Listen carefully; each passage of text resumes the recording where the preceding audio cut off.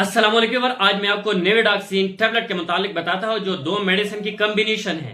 एक मेक्लाजीन है, दूसरा विटामिन बी6। विटामिन बी6 को हमें पैरोडॉक्सिन भी कहा जाता है। दूसरा जो एंटी हिस्टामिनिक मेडिसिन है, ये जो मेडिसिन है ये स्पेशली प्रेग्नेंट खवातीन के लिए बनाया गया। जो खवातीन प्रेगनेंसी के दौरान इसको जो उल्टी आती है, नाजिया होती है, वॉमिटिंग होती है, साथ विटामिन बी6 की जो कमी होती है, इनके लिए इस्तेमाल किया। साथ इसके और दूसरे लोग जिसको नाजिया वॉमिटिंग आती है, हाजमा ठीक नहीं होते, एलर्जिक रिएक्शन है या विटामिन बी6 की कमी लायक हो जाती है, इनको दूर करने के लिए इस्तेमाल किया जाता है। आज मैं आपको इस नेविडाक्सीन के ऊपर पर कंप्लीट रिव्यू दूंगा, इसकी यूजेज, साइड इफेक्ट। लेकिन इससे पहले अगर आप हमारे चैनल पर नहीं है तो सबसे पहले इस चैनल को सब्सक्राइब करें।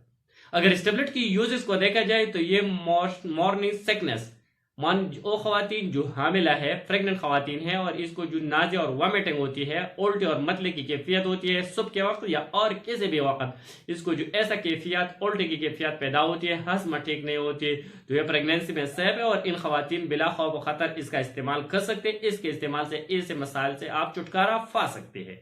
साथ ही इमोशनल सक्सेस, और लोग जो सफर के दौरान इसको उल्टी आती है, गाड़ी में सफर कर रहे हैं, बस में सफर कर रहे हैं और इससे उसकी जो मतली और उल्टे की कैफियत पैदा होती है, सर में चक्कर आती है, तो इन मसाइल को दूर करने के लिए भी ये बेहतरीन और अच्छा मेडिसिन है। और किसी अंदरूनी कान की कोई मसला की वजह से जो चक्कर होती है, इनको दूर करने है, विटामिन बी6 की कमी को पूरा करने के लिए।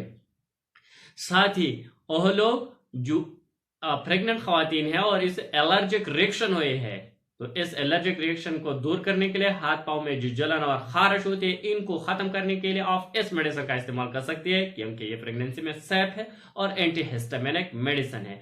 एलर्जिक रिएक्शन भी खत्म करने के साथ साथ नाजिया और वॉमिटिंग की जो कैफियत है वो भी दूर कर सकते हैं ये मेडिसिन। ये बेहतरीन और अच्छा मेडिसिन है। इसके इस्तेमाल से जो नाजिया और वॉमिटिंग, उल्टी और हजमा ठीक न होने, सर में चक्कर होने के जो भी मसाइल है वो दूर हो जाएंगी। साथ ही अगर इस मेडिसिन की साइड इफेक्ट को देखा जाए तो इससे ड्राई माउथ और गनूदगी पैदा हो सकती है, लेकिन रेयर केसेस में बहुत ज्यादा नहीं। अगर इसकी कॉन्ट्राइंडिकेशन को देखा जाए तो ये इन लोगों को नहीं देना चाहिए जो ग्लाकोमा का शिकार हो, साथ ही आंतों में कोई मसला हो, साथ ही वो लोग जो इससे हाइपर सेंसिटिव हो, एलर्जिक हो, रिएक्शन कर रही है, तो इनको नहीं देना चाहिए। हाँ, जो लोग इससे हाइपर सेंसिटिव हो। अगर इसके डोज को देखा जाए तो एक टैबलेट सुबह, एक टैबलेट दो शाम इस्तेमाल करना होगा खाने के बाद। इसके इस्तेमाल अगर खाने से पहले करें तो बेहतर है, नहर मुंह में इसका इस्तेमाल बेहतर है, लेकिन खाने के बाद भी आप कर सकते हैं, लेकिन बेहतर खाने से पहले। लेकिन जो भी मेडिसिन आप इस्तेमाल कर रही है, इस्तेमाल से पहले अपने डॉक्टर से मशवरा करके बाद में मेडिसिन का इस्तेमाल करें। Thank you for watching.